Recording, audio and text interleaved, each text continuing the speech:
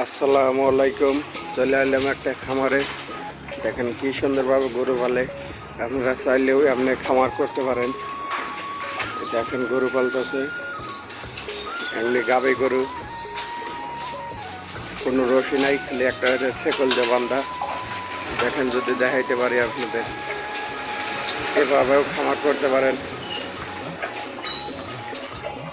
অনেক গরু পালতে পারবেন, খরচা কম। আমার ভিডিওটা যদি ভালো লাগে অবশ্যই লাইক কমেন্ট সাবস্ক্রাইব করে দেবেন। দেখেন কত সুন্দরভাবে গরু খাওয়া দাওয়া করতেছে।